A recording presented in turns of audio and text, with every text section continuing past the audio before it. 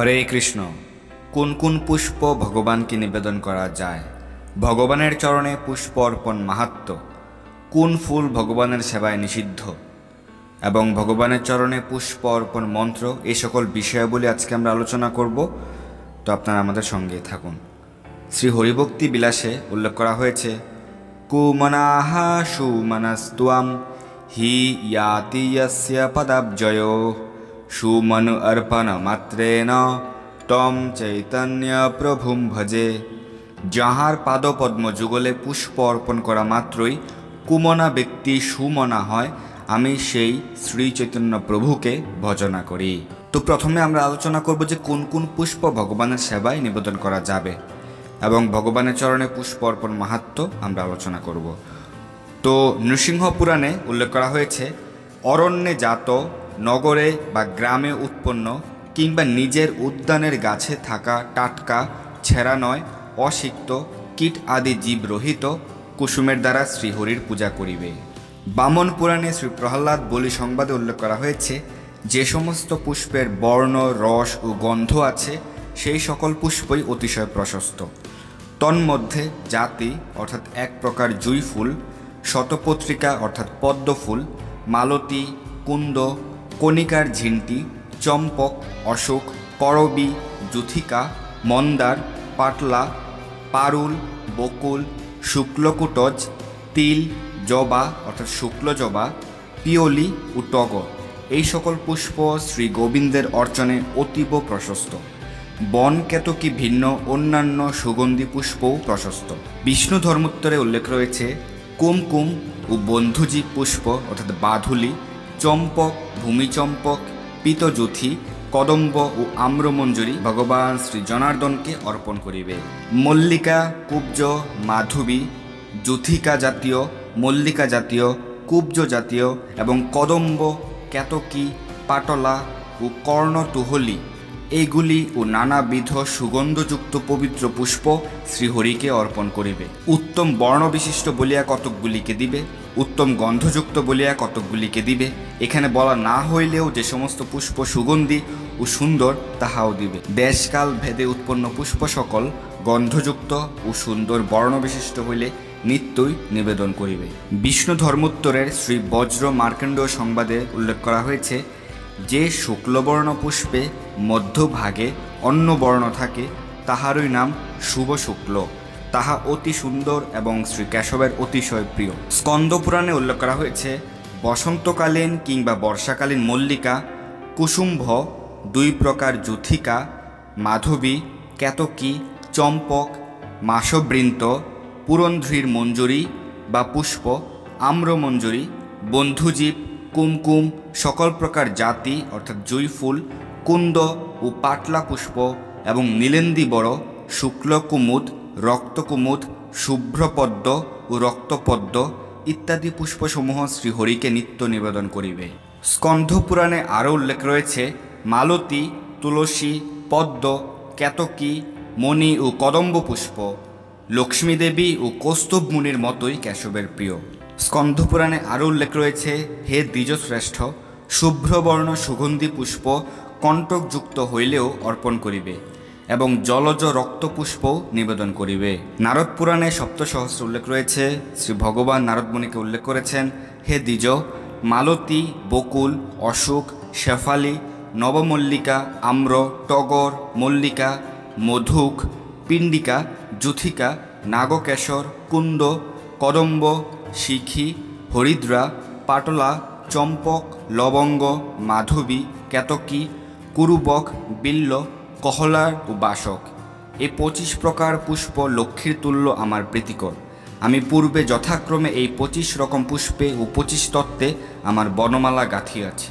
বিষ্ণু ধর্মোত্তরে উল্লেখ রয়েছে, যিনি ন্যায় পথে অর্জিত ধন দ্বারা পুষ্প ক্রয় করিয়া ভগবান শ্রী কেশবের পূজা করেন, তিনি অধস্তন সপ্ত ও ঊর্ধ্বতন সপ্ত পুরুষকে উদ্ধার করেন। বিষ্ণু ধর্মোত্তরে আরও উল্লেখ রয়েছে, মনোহর সুগন্ধি পুষ্প যিনি ভগবান শ্রী ঋষিকেশকে নিবেদন করেন তিনি ভগবত ভক্ত। নৃসিংহ পুরাণে উল্লেখ করা হয়েছে, মল্লিকা, মালতী, জাতি বা জুঁই, কেতকী, অশোক, চম্পক, পুমনাগ, নাগ, বকুল, পদ্ম এবং উৎপল জাতীয় সমুদয় পুষ্প ও অন্যান্য প্রশস্ত পুষ্প দ্বারা শ্রীহরিকে পূজা করিলে মানবগণ প্রতি পুষ্পে 10 সুবর্ণ মুদ্রা অর্পণের ফল লাভ করে। যদিও ভগবত ভক্তগণ কোনো ফল লাভের জন্য নয়, শুধুমাত্র ভগবানকে সন্তুষ্ট করার জন্যই ভগবানের শ্রীচরণে তারা পুষ্প অর্পণ করেন। তাই নৃসিংহ পুরাণে উল্লেখ রয়েছে, হে রাজন, শ্রী নৃসিংহদেবের প্রিয় পুষ্পের কথা তোমাকে বলিলাম, কেবল এইগুলি দ্বারা ভক্তি সহকারে নিত্য শ্রীহরির পূজা করিলে মনুষ্য পবিত্র হইয়া শ্রীহরিকেই লাভ করিবে। স্কন্দ পুরাণে উল্লেখ রয়েছে, যিনি নিজে বনফুল সংগ্রহ করিয়া শ্রীহরিকে নিবেদন করেন তিনি পৃথিবীতে নিষ্কণ্টকে বর্ধিত রাজ্য প্রাপ্ত হন।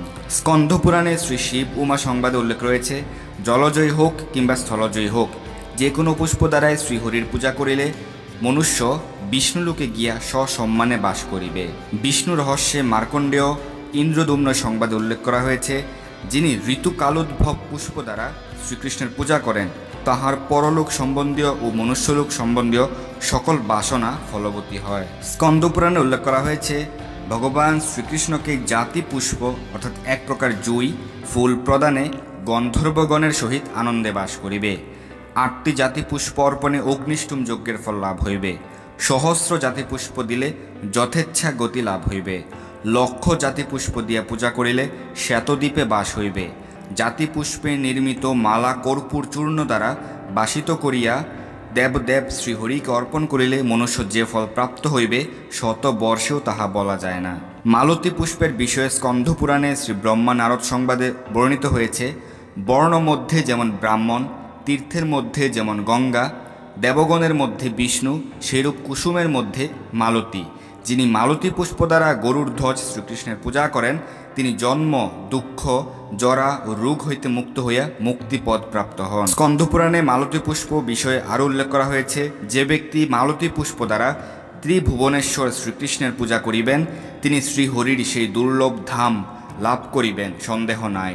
গরুর পুরাণে উল্লেখ করা হয়েছে, মালতীর সমান পুষ্প এবং দ্বাদশীর সমান তিথি শ্রুত হয় নাই, দৃষ্ট হয় নাই, হয় না, হইবেও না। নারদ বলিয়াছেন, একটি মালতী পুষ্পে শ্রী কেশবের যেরূপ প্রীতি জন্মে সহস্র যজ্ঞেও সেরূপ হয় না। যে স্থানে মালতী বন থাকে শ্রী কেশব ওই প্রকার প্রীত হইয়া উহার পত্রে পত্রে বাস করেন। যিনি শ্রী বিষ্ণুর অঙ্গ হইতে ভ্রষ্ট মালতী পুষ্প মস্তকে ধারণ করেন তিনি সকল ধর্মের ফল লাভ করেন। যে ব্যক্তি শ্রী কেশবকে নিবেদন না করিয়া মালতী পুষ্প নিজ মস্তকে ধারণ করেন সেই ব্যক্তি সকল ধর্ম হইতে ভ্রষ্ট হয়। কার্তিক মাসে মালতী পুষ্পের বিশেষ মাহাত্ম্য গরুর পুরাণে উল্লেখ করা হয়েছে। সুবর্ণ দান, গোদান ও ভূমিদান না করিয়া কার্তিক মাসে ভগবান শ্রী কেশবকে মালতী পুষ্প অর্পণ করো। পদ্ম পুষ্প প্রসঙ্গে স্কন্ধ পুরাণে ব্রহ্মনারদ সংবাদে উল্লেখ করা হয়েছে, মানব মহাগন্ধপূর্ণ শ্বেতপদ্ম অথবা নীলপদ্মে ভগবান শ্রী অদক্ষজের পূজা করিলে হরিধামে গমন করে। যিনি একমাত্র পদ্ম দ্বারা দেবেশ্বর শ্রী কমলাকান্তের পূজা করেন তাহার অযুত বর্ষকৃত সকল পাপ ধ্বংস হয়। কদম্ব ফুল বিষয়ে স্কন্ধ পুরাণে ব্রহ্মনারদ সংবাদে উল্লেখ করা হয়েছে, সুবর্ণ বর্ণ কদম্ব পুষ্পের দ্বারা যাহারা গোবিন্দের পূজা করেন তাহাদের যম ভয় থাকে না। যাহারা মনোহর কদম্ব পুষ্প দিয়া ভগবান শ্রী জনার্দনের পূজা করেন তাহাদিগকে যমালয়ে গমন করিতে হয় না এবং কোজনিতে জন্মগ্রহণ করিতে হয় না।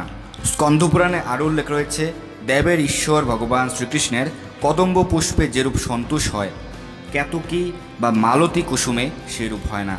শ্রী মাধব কদম্ব পুষ্প দেখা মাত্রই প্রীত হইয়া থাকেন, সুতরাং তাহা দ্বারা পূজিত হইলে যে কিরূপ প্রীত হন তাহা আর কি বলিব, তখন তিনি তাহার সর্ববাসনাই পূর্ণ করিয়া থাকেন। চম্পক পুষ্পের বিষয়ে স্কন্ধ পুরাণে উল্লেখ করা হয়েছে, যে সকল মনুষ্য চম্পক পুষ্প দ্বারা ভক্তি সহকারে শ্রীহরির পূজা করেন তাহাদিগকে সংসারে আর পুনরায় আসিতে হয় না। যাহারা বকুল ফুল ও অশোক ফুল দিয়ে ভগবান শ্রী বিশ্বপতির পূজা করেন তাহারা চন্দ্র সূর্যের স্থিতিকাল পর্যন্ত বিষ্ণুলোকে বাস করেন। কোন কোন ফুল ভগবানের সেবায় নিষিদ্ধ?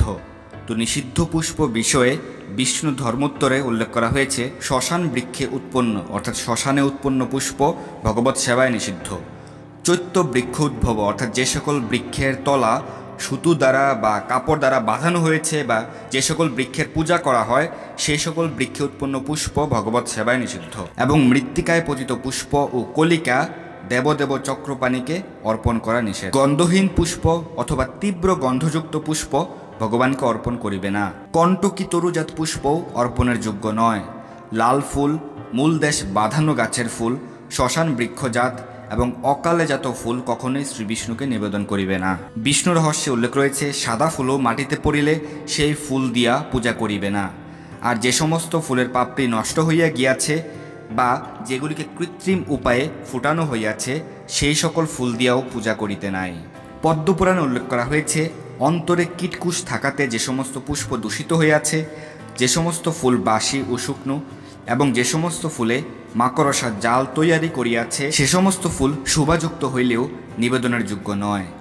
অপবিত্র পুষ্প সুগন্ধি হইলেও এবং উগ্রগন্ধি পুষ্প বাদ দিবে। কুশ আদি পুষ্প গন্ধহীন কিন্তু পবিত্র, সুতরাং তৎসমুদয় নিবেদন করিবে। জ্ঞানমালায় লিখিত আছে, জলজ পদ্ম, চম্পক, তুলসী, অগস্ত ও বকুল ফুল এবং বেলপাতা, গঙ্গাজল বাসি হইলে দোষ হয় না। বিষ্ণু ধর্মোত্তরে উল্লেখ রয়েছে, ভূপতিত, অবিকশিত, ম্লান, শ্বাসদুষ্ট, জন্তুদুষ্ট, আঘাতে নিষ্পিষ্ট, হস্তব্যতিরেকে অন্য অঙ্গ সংস্পৃষ্ট বা নিন্দনীয় এই সকল ফুল দিয়েও শ্রীহরির পূজা নিষেধ। অর্ক, ধুস্তুর, ঝিন্তি, গিরিকণিকা ও কণ্টকারী ফুল ভগবান শ্রী অচ্যুতকে নিবেদন করিবে না। কুটজ, শালমলি ও শিরীষ ফুল জনার্দনকে দেওয়া হইলে মহাভয় উৎপন্ন হয় এবং ধনহীনতা ঘটে। স্কন্ধপুরাণে উল্লেখ করা হয়েছে, যে সকল ব্যক্তি অর্ক পুষ্প দ্বারা ত্রিলোকের অধিপতি শ্রী জনার্দনকে পূজা করেন, তাহারা ক্রুদ্ধ শ্রী বিষ্ণু হইতে ভয়, দুঃখ ও শাস্তি লাভ করেন। যে সকল মূঢ় ব্যক্তি ধুস্তুর ফুল দিয়া পূজা করে, গরুর ধ্বজ জনার্দন তাহাদিগকে ভয়ানক উন্মাদ রোগ দিয়ে থাকেন। শুকনো কিংবা দলিত, বাসি, মাটিতে পড়া, ছেঁড়া, পোকা আছে এমন, চুল আছে এমন, গন্ধশূন্য, উগ্র গন্ধযুক্ত ও যে ফুল হাতে লইয়া প্রণাম করা হইয়াছে, যাহা বাম হাতে লওয়া হইয়াছে, যাহা জলে ডুবাইয়া ধৌত করা হইয়াছে, সেই সমস্ত ফুল পূজা বিষয়ে বর্জন করিতে হইবে। তো এই হচ্ছে ভগবানের শ্রীচরণে পুষ্প অর্পণ মাহাত্ম্য এবং কোন কোন পুষ্প আপনারা ভগবানকে নিবেদন করতে পারবেন তা আমরা আলোচনা করলাম, এবং কোন কোন ফুল ভগবানের সেবায় নিষিদ্ধ সেটিও আলোচনা করা হলো। তো ভগবানের শ্রীচরণে পুষ্প অর্পণ মন্ত্র হচ্ছে, এষ সচন্দন গন্ধপুষ্পই শ্রীকৃষ্ণায় নমঃ।